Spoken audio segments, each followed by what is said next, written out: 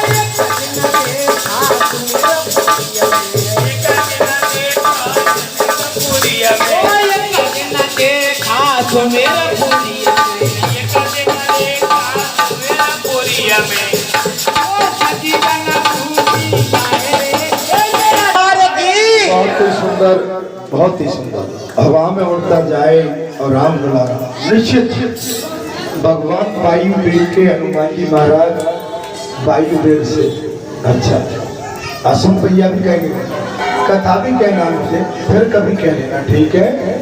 लगातार भजन हो गए, थोड़ा कथा का भी आनंद ले लेते हैं।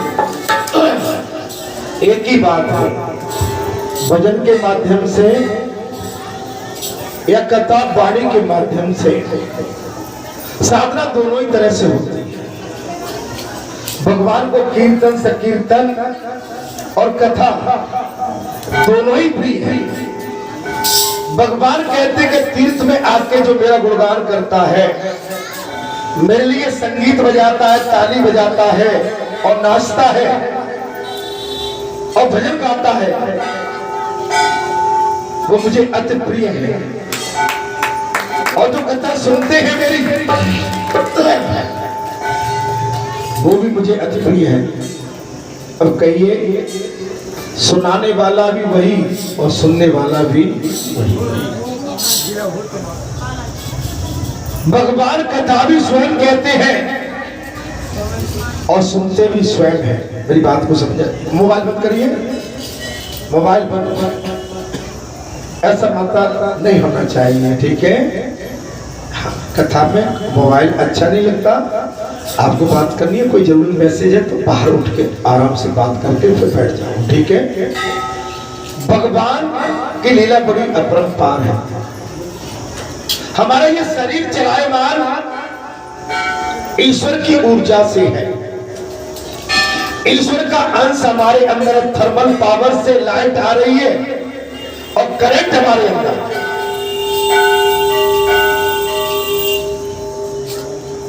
ये शरीर तो केवल ढांचा है, ढांचा।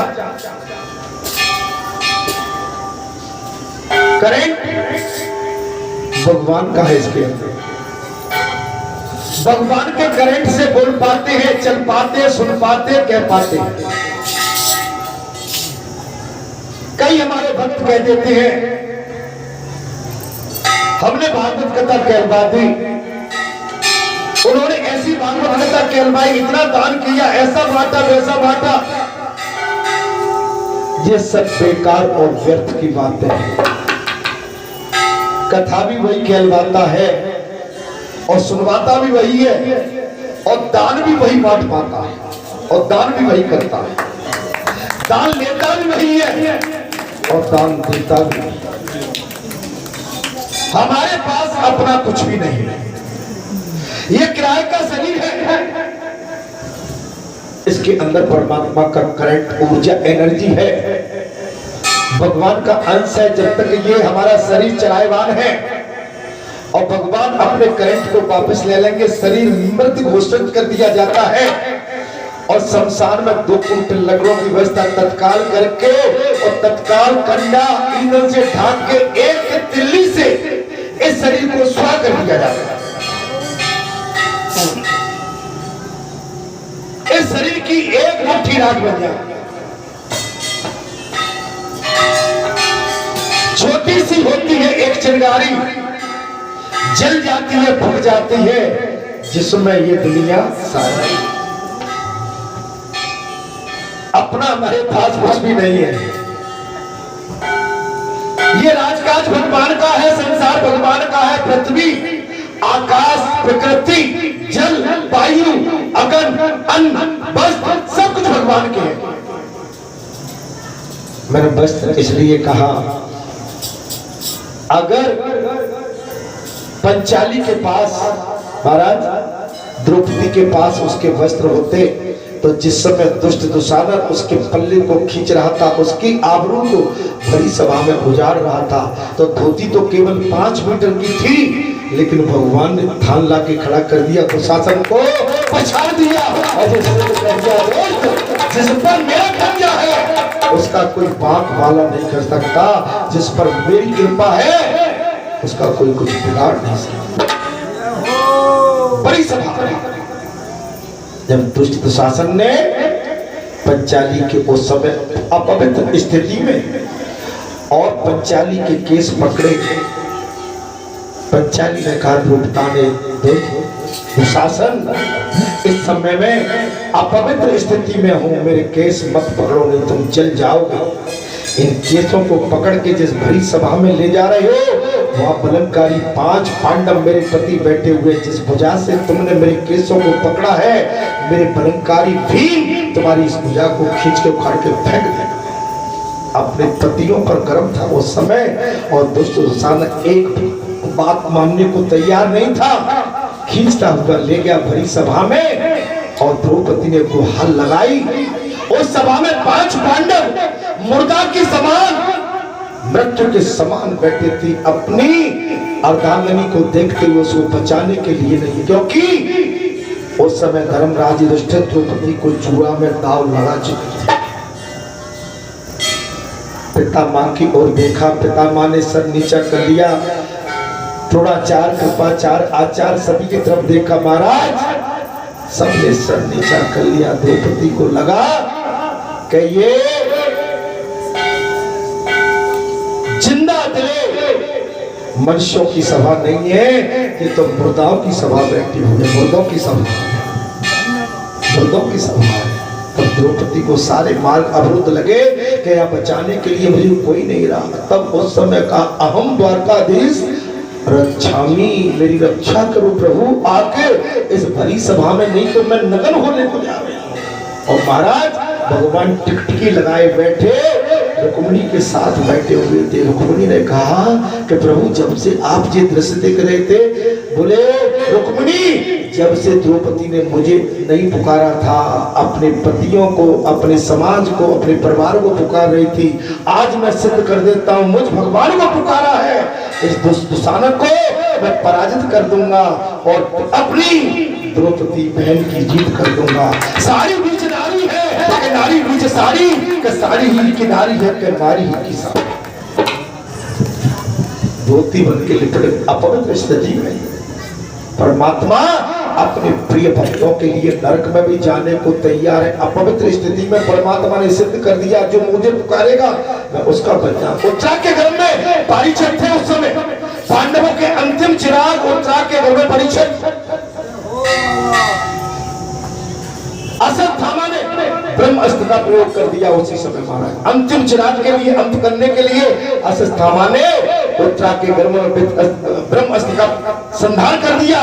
उत्तरा ने उस समय भी परमात्मा को पुकारा, परमात्मा ईश्वर गोविंद, हे माधव, हे मधुसूदन, हे कृष्ण, हे गोपाल, आज आके अपने पांचों पांडवों के अंतिम चिराग की रक्षा करो, नहीं तो आपके पांचों पांडवों का उनका विनाश हो जाएगा। भगवान ने उसी समय अपना अंगूठे के समान अपना स्वरूप बना के और उत्तरा के घर में प्रवेश करके, उत्तरा के घर में प्रवेश करके 9 महीने तक रक्षा की। बोलिए बालाजी परीक्षित की 9 महीने भगवान जिसके हो जाते हैं, भगवान आउट ऑफ वे माने अपनी सीमाओं से भी बाहर जाकर उसकी रक्षा करते हैं। आप समझ रहे हो, परमात्मा की लीला बड़ी अपरंपार है। एक बार अपना अपना अपना आंचल, अपना अपनी डोरी, संसार की डोरी अपने प्रभु को सौंप दो। प्रभु तुम्हारी डोरी को पाल लगा देगा, तुम मुझको अपने सर का ताज बना के भगवान अपनी पूजा को भी विराम देके तुम्हारी पूजा कराते। ऐसी है। इसलिए हे भक्तों, हे संतों, भगवान से प्रिय वस्तु इस संसार में कुछ भी नहीं है। उमा कहो मैं अनुभव अपना सत्य हरि भजन जगत सब। भगवान शंकर ने साफ कह दिया, उमा ये संसार मेरा है। मैंने देखा सोने की लंका, जे लंका सोने के आभरण जेवर, लेकिन मैंने शांति नहीं पाई। शांति पाई तो मैंने शमशान में पाई। सत्यमेव जयते, सत्य बोलो गति है। उमा कहो मैं अनुभव अपना सत्य है भजन जगत सब सपना। अपने आराध्य प्रभु रघुनाथ का भजन करने में जो मुझे आनंद आता है, ये झूठे संसार की शान में मुझे आनंद नहीं आता। संसार तो जीव को ठगता है और जीव ठगा जाता है महाराज। इसलिए ठगने से बचना है तो भगवान से नाता जोड़ दो, आपका बेड़ा पार हो जाएगा। आप महासंतों की श्रेणी में चले जाएंगे। तब सूत जी ने कहा, मैं कथा को ज्यादा नहीं बढ़ाऊंगा। तब सूत जी ने कहा, सब पापों का नाश करने वाले पाप नाम तीर्थ में स्नान करने के पश्चात मनुष्य यम नियम पालन करते हुए सीता सरोवर में स्नान करने के लिए जाए। सीता सरोवर नियम का पालन, ब्रह्मचर्य का पालन।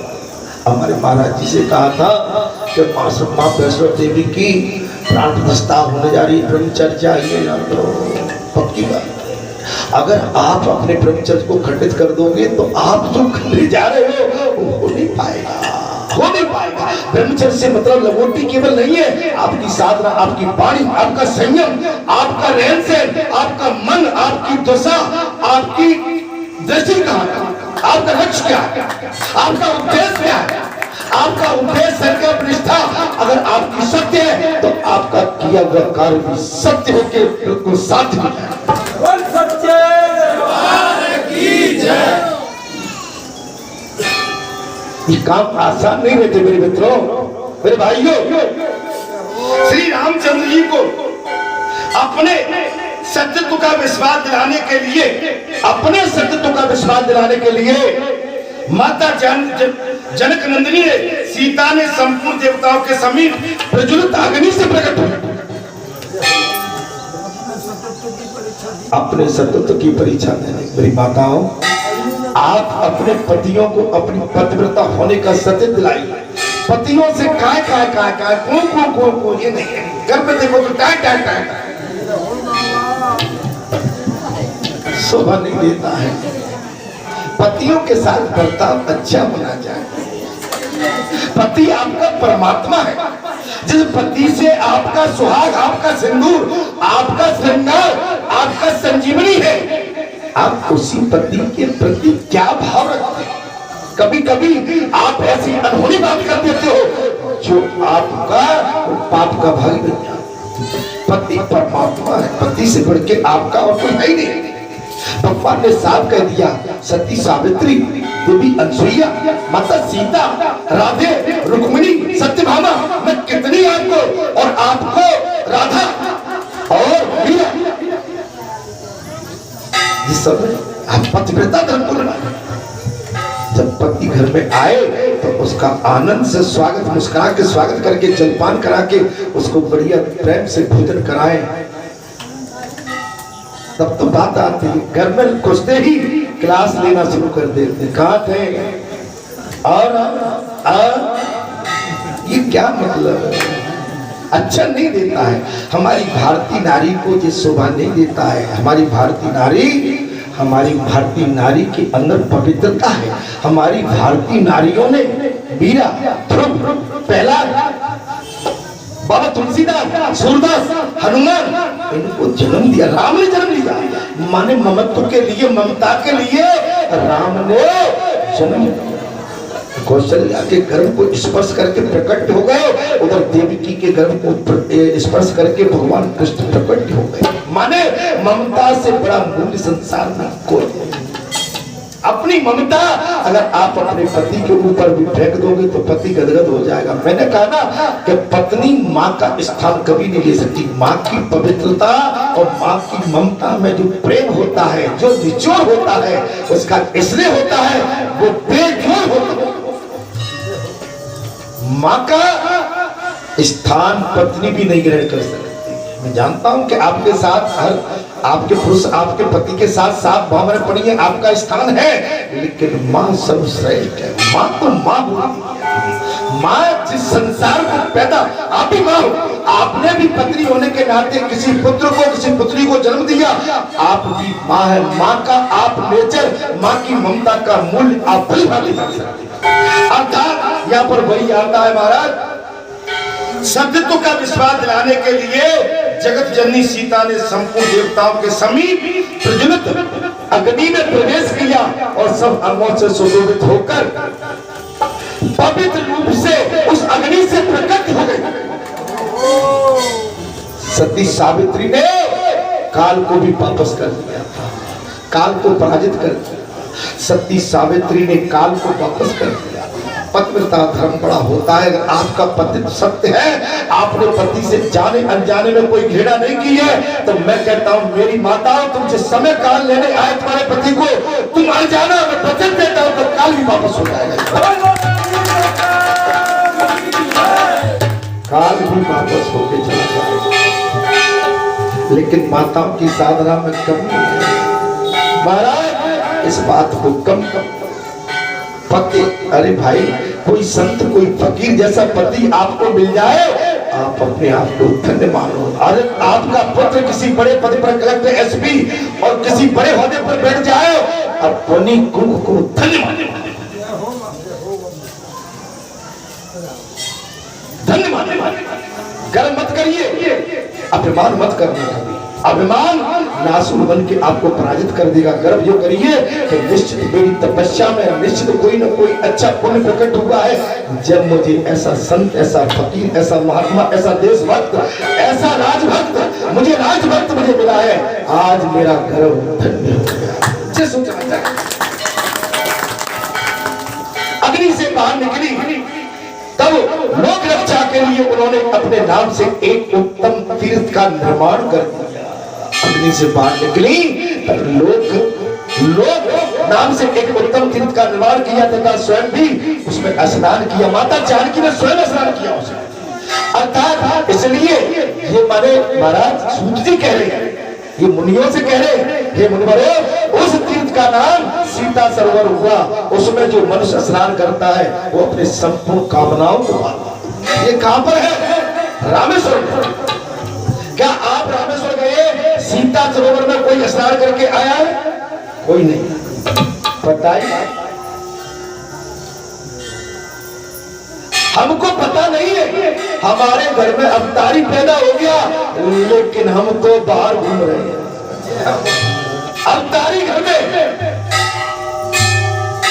जसोदा के आंगन में अवतारी है, लेकिन जसोदा कहता मेरा बेटा है। और आना लेकर बैठकाएं आती है, भैया तेरा लाला हमारे माखन चुराता है। क्यों रे?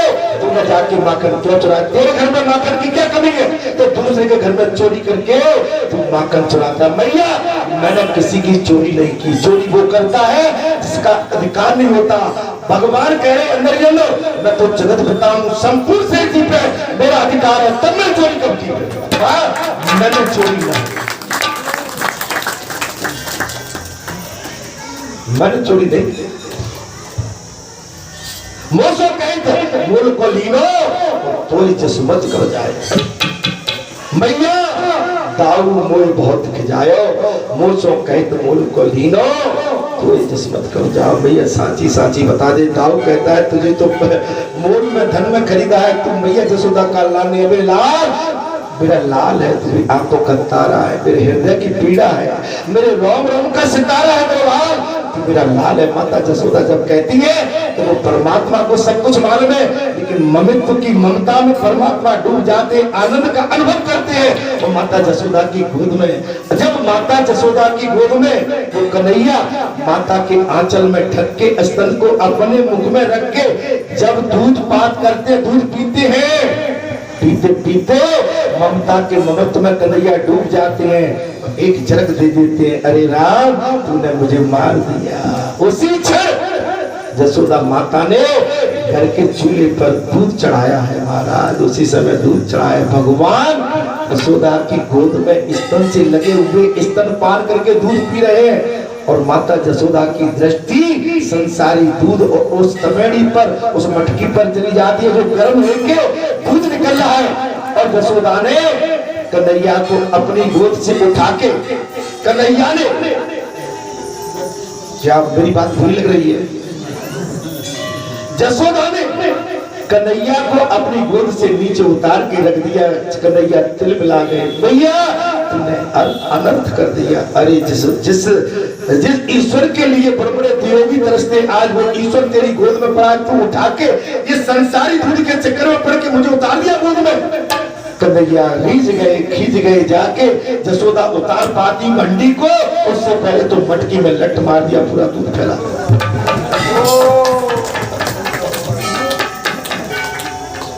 पूरा दूध फैला दिया।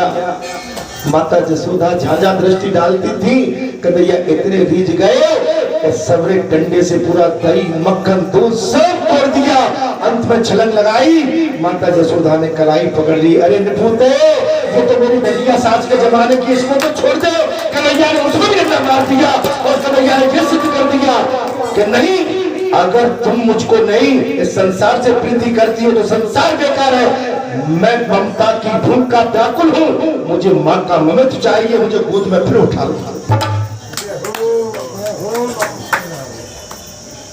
भगवान प्यार में पागल हो जाते हैं। हनुमान बाबा से हमारी यथावत चर्चा होती है कभी कभी। माता भगवती ने भी हमको, मुझे नहीं कहना चाहिए, यथार्थ आपका आशीर्वाद मुझे पूर्ण मिला होगा। अब कहिए कैसे चर्चा होती है? हमने संसार के कचरे को बाहर कर दिया। संसार का कचरा बाबा हनुमान ने उसके कहा कि अब मेरे अलावा इसके अंदर कचरे की आवश्यकता नहीं है। मैं जो कहता जाता हूँ भीतर से, तुम मेरी बात को सुनता जा और मेरी बात को सब जगह कहता जा। मैं संसार के कचरे को, तेरे कचरे की तो बात क्या है, मैं संसार के कचरे को तेरे माध्यम से साफ करा।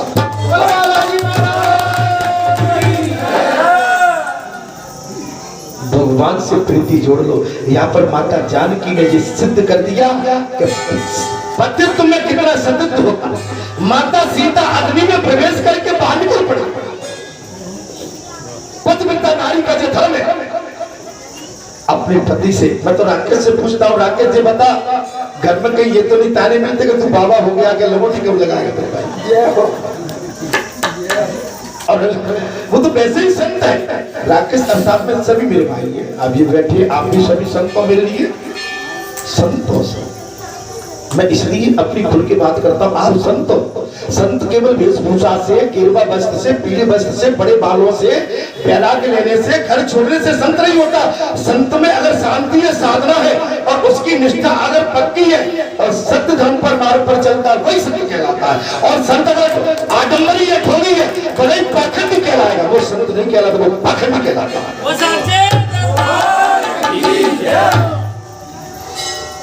अर्थात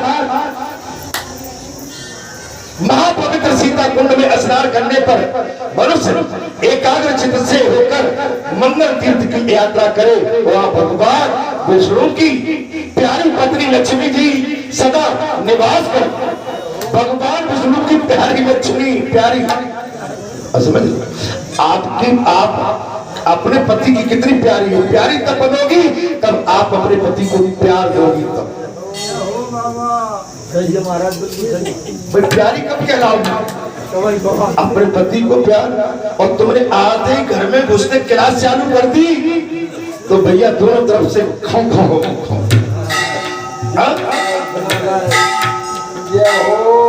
तर्क कुतर्क मत कर। कुतर्क हमेशा आदमी का विनाश करता।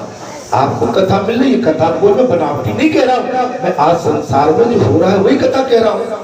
और ऐसा नहीं कि मैं इससे अछूता हूँ, कथा के कुछ वाक्य, कुछ वाणी मुझ पर भी हावी हो रही। मैं संसारी मनुष्य के नाते मुझे मालूम है कि मेरे अंदर जाने कमी है, मुझे अपनी कमी साफ करना। कथा का मतलब ही है, कथा किसी के लिए व्यक्ति विशेष नहीं कही कि कथा को केवल हमारे मुन्ना महाराज सुनेंगे। कथा तो यहाँ पशु पंछी कीट पतंग सब सुन रहे, आप तो सुन रहे, लेकिन जहाँ तक आवाज जाती है इस कथा को ब्रह्मांड भी सुना।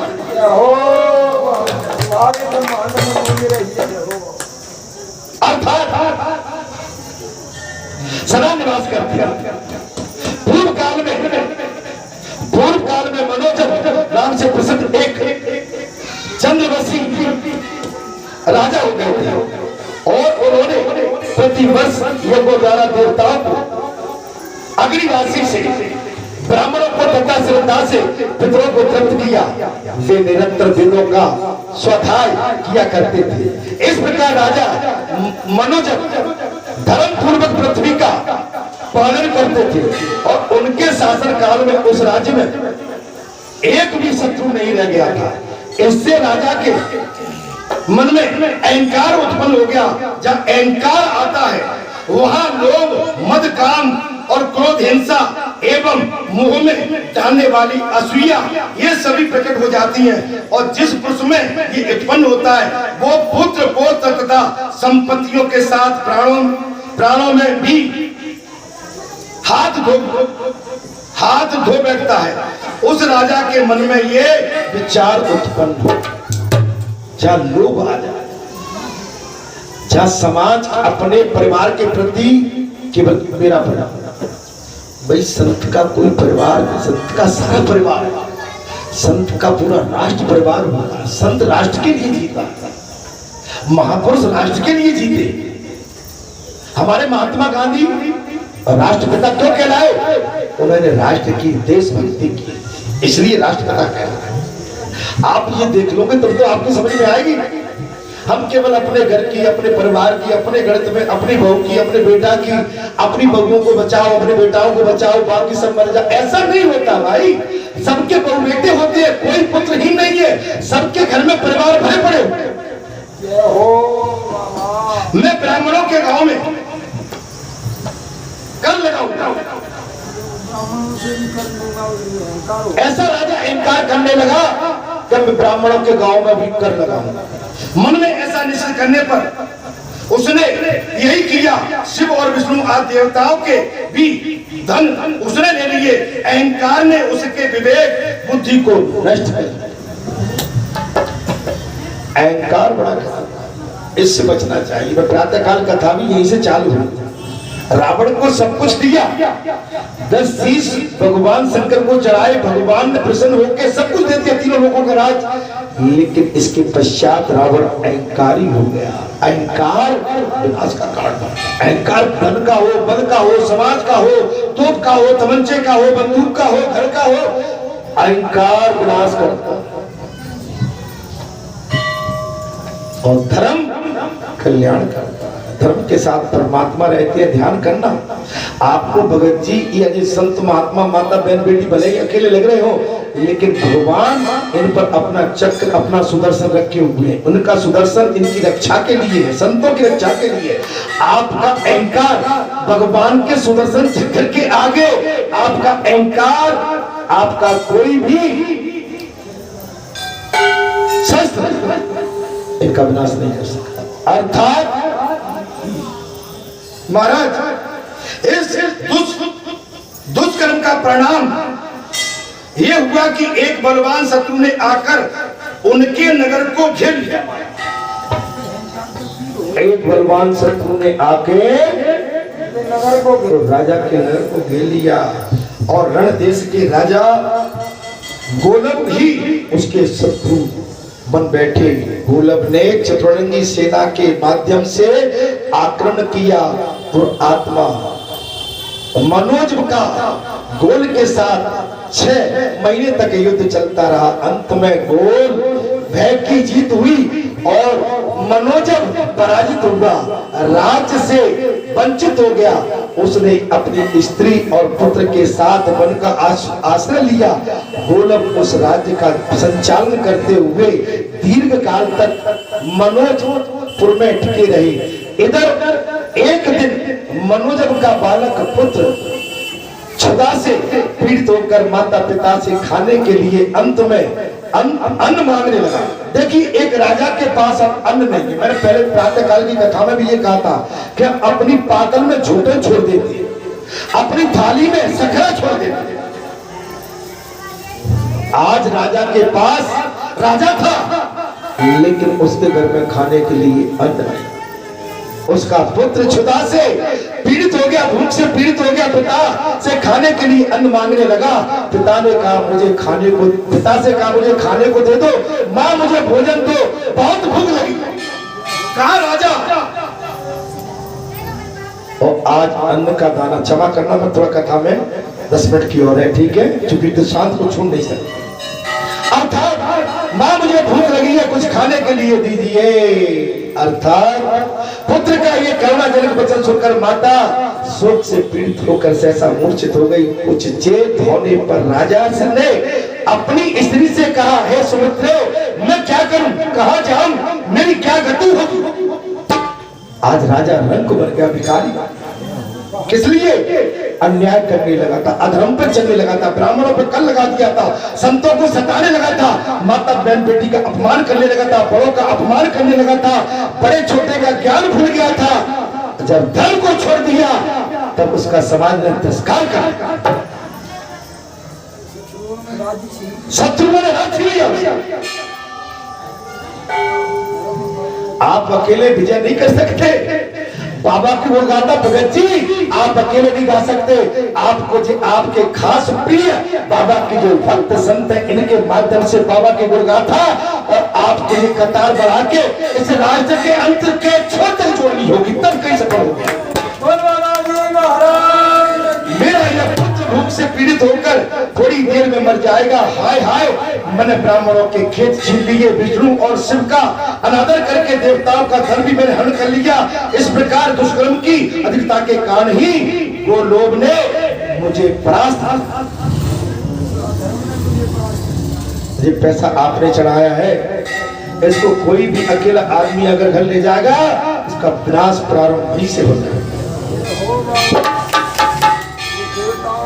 देवताओं का धन है, यहाँ पर जो भी दान देते हैं, खाने पीने के लिए प्रसाद, ये यहाँ पर भंडारा बनता है। ऐसा नहीं बनता है जब तक आप खाइए, आपका अधिकार है, आपको मांगने की भी जरूरत नहीं है, देखने की भी जरूरत नहीं है, आपका अधिकार है, क्योंकि आप यहाँ पर दान करके जाते हैं, उसी के माध्यम से यहाँ का चूल्हा चलता है। मेरा अपना यहाँ कुछ भी नहीं है, मेरे अपने पे तो मेरा शरीर भी नहीं है, मेरा अपने पे तो मेरा बोल भी नहीं है, मेरी दृष्टि भी मेरी नहीं है, हाथ पैर भी मेरे नहीं है, मेरा अपने पास तो मेरा अपना कुछ भी नहीं है। अरे है तो ये सब परमात्मा का है। जब तक कि परमात्मा ने दे रखा है, जब तक इसको दान किए हूँ, और परमात्मा जिस दिन मुझे इस अंदर से हट जाएगा, ये सब मेरा सब कुछ मिट जाएगा, और रह जाएगा तो क्या, तो मैंने जो भी अच्छा किया होगा या बुरा किया होगा वो अब मेरे पीछे रह जाएगा। अर्थात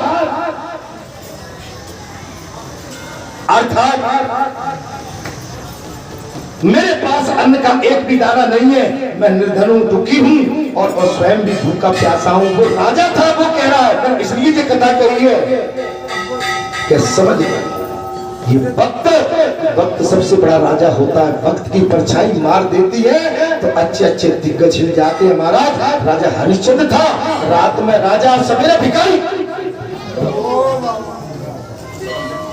इस समय इस भूखे बालक को मैं कैसे अन्न दूं? एक राजा होकर याचना कर रहा है, महारानी रो रही है। इस प्रकार विलाप करता हुआ राजा मनोजब अत्यंत खिन्न होकर पृथ्वी पर गिर पड़ा और मूर्छित हो गया। सुमित्रा पति को इस प्रकार गिरा हुआ देखकर उसे हृदय से लगाकर विलाप करने लगी। उसी समय मुनिवर पाराशर जी की स्वेच्छा से घूमते हुए वहां आ गए। उन्हें देखकर पतिव्रता सुमित्रा ने पुत्र सहित उठकर उनके चरण में प्रणाम किया, और पाराशर जी ने सुमित्रा को आश्वासन देते हुए कहा, हे सुंदरी, तुम कौन हो? ऋषि पाराशर कथा सब पर समझ लो। जो हम घर में अभिमान करते हैं ना, अपने बेटे से कहते हैं निकल घर से, तू क्या कमा के लाता है क्या, मैं बैठे बैठे खिलाऊं? उसको पूर्व जन्म का प्रारब्ध है, अगर तुम पहले जन्म में खा के आए हो तो खिलाना पड़ेगा। अगर पूर्व जन्म में आप अपने पिता के निठल्ले बन के खा के आए हो तो इस जन्म में वो तुम्हारा पुत्र बन के आ गया, खिलाओ उसे। काय भैया, बल्लू भैया, बल्लू बल्लू के पेड़ा चाहिए भाई, बल्लू। ये हमारी अति प्रिय है, मेरी प्रिय सभी है, लेकिन इनके साथ प्रेम वार्ता में आनंद आता है। इनकी मुस्कान, इनका नटखटपन बड़ा हमको आनंद देता है। आनंद जब देता है तो इनसे कुछ हम थोड़ी सी अपनी मुस्कुराहट भी इनको दे देते हैं, और इनकी मुस्कुराहट इनसे ले लेते हैं। इसमें हमारे हे सुंदरी, तुम कौन हो? ये कौन तुम्हारे आगे पड़ा हुआ है, और ये बालक कौन है? तब पतिव्रता सुमित्रा बोली, हे मुनि श्रेष्ठ, ये मेरे पति, हम दोनों से उत्पन्न हुआ ये चंद्रकाल हमारा पुत्र है। मेरे पति देव चंद्रवंशी राजा मनोजब है, अर्थात विक्रमादित्य के पुत्र है, और मैं इनकी पतिव्रता नारी सुमित्रा हूं। गोलम राजा ने मनोजब को युद्ध में पराजित कर दिया है। ये राज्य से भ्रष्ट होकर अविलंब शून्य हो गए, पत्नी और पुत्र के साथ इस भयंकर वन में चले आए हैं। यहाँ मेरे भूखे पुत्र ने हम दोनों से भोजन मांगा है। राजा अन्नहीन होने के कारण पुत्र को छुपा से व्याकुल देखकर शोक से मूर्छित होकर इस पृथ्वी पर पड़ा। उसी समय रानी की ये बात सुनकर दयालु पाराशर मुनि ने कहा, हे सुमित्रे, तुमको किसी प्रकार का भय नहीं होना चाहिए। अब तुम लोगों का अमंगल शीघ्र ही दूर हो जाएगा। अब तुम्हारे बुरे दिन, मैंने कहा ना, साधु के संत के दर्शन, साधु के दर्शन। और समय एक सा नहीं रहता, समय राजाओं का भी महाराजा है। समय कौन है? राजाओं का भी समय से बढ़ के कोई चीज नहीं। यो कहकर मंत्र जब करते हुए भगवान शंकर का ध्यान करके पाराशर जी ने अपने हाथ से राजा को स्पर्श किया। मां मुनि के हाथ का स्पर्श पाते ही राजा मनुष्य मूर्छा से त्याग कर सहसा खड़े हो गए। पाराशर मुनि को प्रणाम करके हाथ जोड़कर बोले, हे मुनि, आज आपके जड़ कमलों के सेवन से मेरी मूर्छा शीघ्र दूर हो गई और मेरे सब पापों का भी नाश हो गया। जो पुण्य आत्मा नहीं है उसको आपका दर्शन कदापि नहीं हो सकता है। मुझे शत्रुओं ने अपने नगर से बाहर निकाल दिया है। आप अपनी कृपा दृष्टि से देखकर मेरी रक्षा कीजिए। अब आपके यहाँ भी तो वही चल रहा है। बालाजी की कितनी आप पर दृष्टि है। आप जितने सताए हुए, भगाए हुए, अपमानित किए हुए, आप भले ही नहीं मुझसे बोलते, लेकिन आस्था श्रद्धा के साथ आप आते हैं और बाबा आपको अपनी शांति मधुर वाणी, पेट वाणी के माध्यम से आपका बिल्कुल आपका शरीर और आपको स्वच्छ करके शीतलता प्रदान करके आपको घर वापस भेजते हैं। माता पिता भी आपका इतना ध्यान नहीं रखेंगे जो बाबा और माँ भवानी आपका ध्यान रख के आपके ध्यान से बिल्कुल नेक इंसान बन के घर भेजते हैं। रोक के मत जाओ, हंस के जाओ, हंस के जाओ। बोल सच्चे दरबार की। सर जी बोले, राजन, तुम्हें शत्रु पर विजय पाने के लिए एक उपाय बताता हूँ। परम पुण्य गंगमादन पर्वत पर जहाँ श्री रामचंद्र जी का परम पुण्य सेतु है, वहाँ एक ऐश्वर्य देने वाला मंगल तीर्थ विद्वान है। उस सरोवर में सब लोगों का उपकार करने के लिए रघुनाथ जी लक्ष्मण रूपा सीता के साथ सदैव स्थित रहते हैं। बस थोड़ी सी कथा रह गई है। अगर प्रसंग को छोड़ दूंगा तो प्रसंग का महत्व पूरा नहीं मिल पाएगा। ठीक है, तुम पुत्र और स्त्री सहित वहां जाकर भक्ति पूर्वक स्नान करो। उस तीर्थ के प्रभाव से तुम्हें शीघ्र ही सब प्रकार के मंगलों की प्राप्ति होगी और युद्ध में शत्रुओं को जीतकर पुनः अपना राज्य प्राप्त कर सकोगे। मुनि पाराशर जी ने साफ कहा, आप पर्वत पर जाइए जहाँ सीता शिरोमणि लक्ष्मण माता जानकी राम वल्लभ के साथ स्थित हैं। वहां पर जाके आप तब तपस्या करिए, आपका पुनः वैभव प्राप्त हो जाएगा। ऐसा कहकर राजा, रानी और बालक इन तीनों के साथ पाराशर मुनि मंगलमय तीर्थ में स्नान के उद्देश्य से राम सेतु गए हैं, जहाँ विधि पूर्वक संकल्प करने के मुनि श्रेष्ठ पाराशर स्वयं स्नान किया और राजा आदि ने भी विधि पूर्वक स्नान करा। रानी और राजकुमार से वहां 3 महीने तक नियम पूर्वक स्नान किया। 3 महीने तक राजा और रानी। हम तो भाई भागम भाग मचाते हैं। स्नान कर लिया, रामेश्वर पर जल चढ़ाया, 21 घाट पर चढ़ाते। कितने घाट पर? 20 या 21 घाट पर, या तो भूल रहा। और वहां से पूछते बात करके, माता कहेगी मैं घर तो फोन लगा ले, सवेरे से फोन लगा, पूछो क्या है? वहां भी घर की पड़ी है और जब इस घर से छोड़ोगे तब इस घर को फोन लगाओगे। महाराज तो बड़ी घर में काम पड़ेगा, राम सेतु में जाके वही बचाएंगे आपको।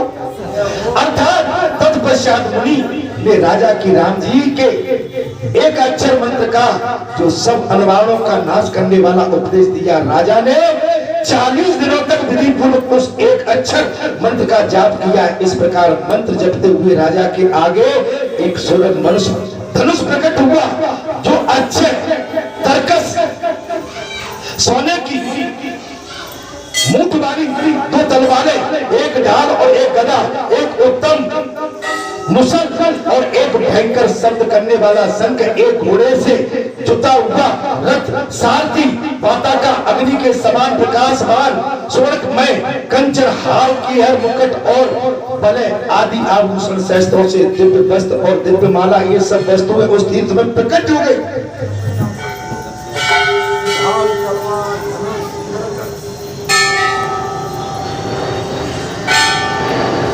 आपका संकल्प अगर सही है, आपकी तपस्या सही है, यहाँ पर आपने बोर कराया अगर पानी हो गया, यहाँ पर ऐसा कराया ये हो गया, या ऐसा कराया ये हो गया, या ऐसा कराया ये हो गया, तो ये कैसे चल रही थी गाड़ी? ये गाड़ी तो ऐसे ही चल रही थी ना। अगर आपकी साधना पक्की, आपका लक्ष्य पक्का है अर्जुन की भांति, आपका हर कार्य सिद्ध होगा, मैं गारंटी।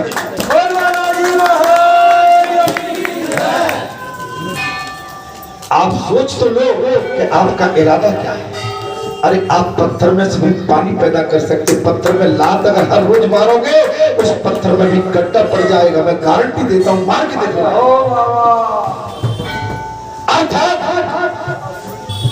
महाराज ऐसा कहकर सब कुछ हो गया महाराज। तदंतर राजा मनोरथ कमर कसकर युद्ध के लिए तैयार हुए। उन्होंने कवच खड्ग धनुष धारण किया, हार केर मुकुट और कंकड़ आदि से विभूषित दिव्य वस्त्र धारण करके उस घोड़े से जुटे हुए रथ पर बैठ गए। वो प्रकट हुआ है भगवान का दिया हुआ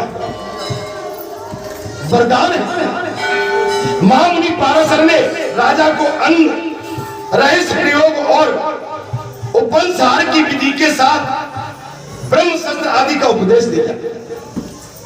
मैं यही कहूंगा, आप सब काम करने में निपुण हैं, लेकिन कुछ काम ऐसे कि बालाजी की राय लेनी पड़ती है। बालाजी की राय लेते रहोगे तो आपका कर्तव्य पूरा होता रहेगा। यहाँ पर मुनि पाराशर जी ने, राजा ने तपस्या कर ली, सब कुछ किया, लेकिन उसके बाद भी पाराशर जी ने उपदेश दिया था कि राजा सावधान होके जाना। आप अगर हनुमान जी को बाईपास करोगे आप नहीं फंस जाओगे। महाराज आपको मालूम है अर्जुन का पुत्र अभिमन्यु चक्रव्यूह में तो घुसना जानता था, लेकिन चक्रव्यूह से निकलना नहीं जानता। आपने चक्रव्यूह में घुसना तो सीख लिया, लेकिन निकलना नहीं जानते। जब आप पड़े तो कैसे निकलोगे, कहां से जाओगे? अगर कुछ हो जाए आकस्मिक कैजुअल, इसको बोलते हैं आकस्मिक कैजुअलिटी, कुछ हो जाए तो आप उस कैजुअलिटी से, आकस्मिक घटना से अपना बचाव इस प्रकार करते हैं। ये बहुत जरूरी, क्षमा करें, ये बहुत आवश्यक है। राजा ने घर से उतरकर मुनि को प्रणाम किया और आशीर्वाद लेकर उनकी आज्ञा पाकर तथा उनकी परिक्रमा करके पत्नी और पुत्र के साथ विजय के लिए उस रथ पर आरूढ़ हुए। नगर में पहुंचकर राजा ने शंख बजाया। शंखनाद करने के पश्चात सुनकर गोलम सेना के साथ युद्ध के लिए तुरंत बाहर निकला और मनोजव के साथ 3 दिनों तक युद्ध करता रहा। चौथे दिन मनोजव ने युद्ध में ब्रह्मास्त्र का प्रयोग करके सेना सहित गोलम को नष्ट कर डाला।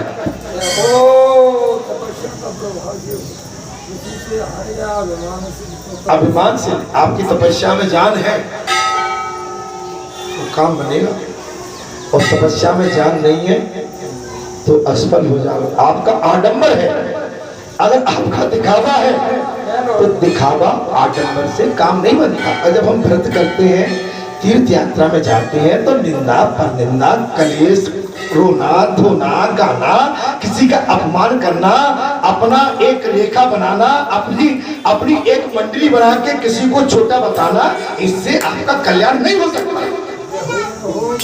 आप चाहो कि हम उधर तो व्रत भी किए हैं, उधर मंडली बना के किसी संत पर दबाव डाल दो और मेरा जजक नहीं होगी, आपके मन में खोट है। अब खोट कभी कल्याण नहीं करेगा। मैं कुछ गलत तो नहीं बोल गया मेरे भाई? आपके मन में उदारता है, सबके लिए सब उदारता। हम किसी को छोटा दिखा के, नीचा दिखा के, किसी को हल्का बता के, अपनों से बड़ों को छोटा करके, अपने से बड़ों को हल्का बता के हम बड़े बन जाए, जीवन में नहीं बन सकते। बड़े हमेशा बड़े और छोटे हमेशा छोटे होते हैं। न तो छोटों का अपमान होना चाहिए, न बड़ों का अपमान। सम्मान सबका, सम्मान आप करना सीखिए। जब एक माता, एक पिता आपको डांट देते हैं तो आपका कर्तव्य नहीं है कि आप माता पिता के मुंह लग के आप आंखें खड़ी कर लो। नहीं, आप उस समय सावधान हो जाओ कि हमारे माता पिता का डांटने का कोई न कोई कारण तो होगा। निश्चित अगर आप अपनी भूल को उसी क्षण स्वीकार करते हो तो उसमें आपका कल्याण छिपा है। आप अपनी भूल को और दबाने के लिए अपना अहंकार बताते हो तो आपका कल्याण उस मार्ग से नहीं होने वाला है।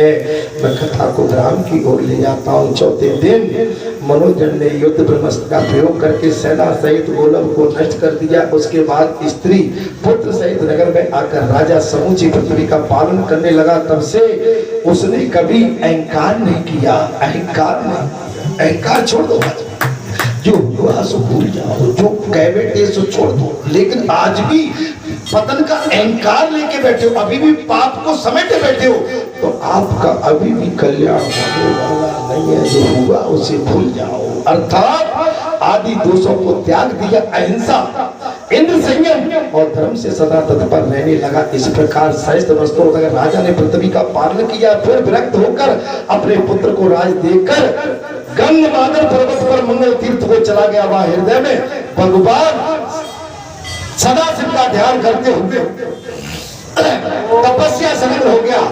तदंतर थोड़े ही समय में शरीर त्याग कर मनोज वन में उसी तीर्थ के माध्यम से शिवलोक को प्राप्त कर शिवलोक को प्रस्थान किया।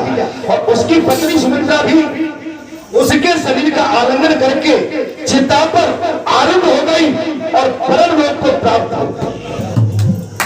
पतिव्रता नारी ऐसी है, इसलिए मंगल तीर्थ सर्वदा प्रतरकारी करके और सेवन योग्य है। ये तीर्थ अतिशय सुंदर एवं कल्याण में है। मनुष्य को सदा भोग और मोक्ष देने वाला, पाप श्रेणी तिनको और रुई के ढेर को जलाने के लिए अग्नि के समान इसका मोक्ष के लिए सब लोग सेवन करते रहना। कि श्री राम जय राम जय जय राम, श्री राम जय राम जय जय राम, कि श्री राम जय राम जय जय राम, हे नाथ नारायण वासुदेवा, श्री कृष्ण गोविंद हरे मुरारी, हे नाथ नारायण वासुदेवा, कृष्ण गोविंद हरे मुरारी, हे नाथ नारायण वासुदेवा। सुंदर करतारी संशय विहग उड़ावनहारी, राम सिया राम जय जय राम, राम सिया राम जय जय राम, ओ राम कथा सुंदर करतारी संशय विहग उड़ावनहारी, राम सिया राम जय जय राम,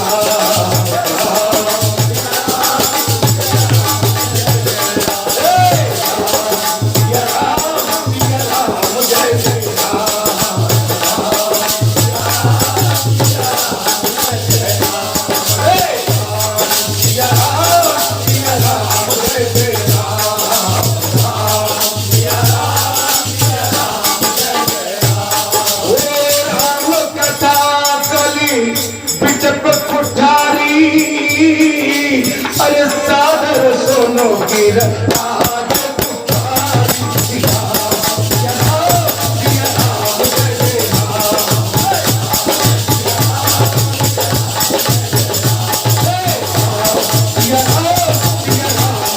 पुकारी,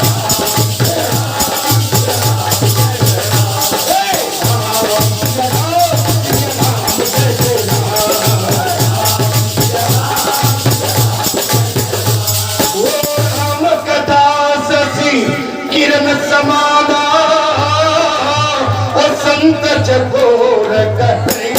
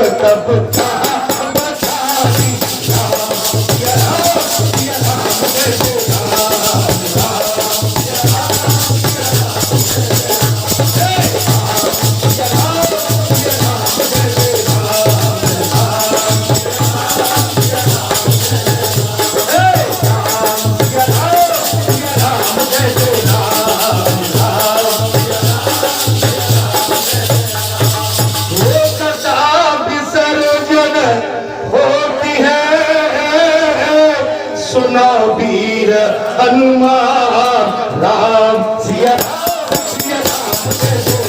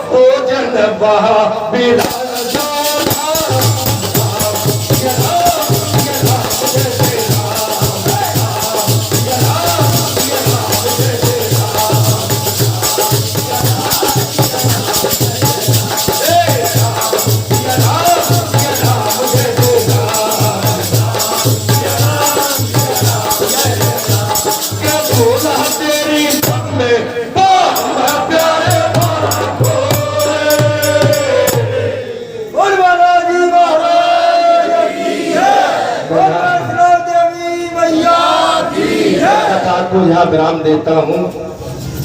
मेरे कुछ प्रिय भक्त हैं, मुझसे जुड़े रहते हैं, इनको भी मैं आशीर्वाद देता हूँ।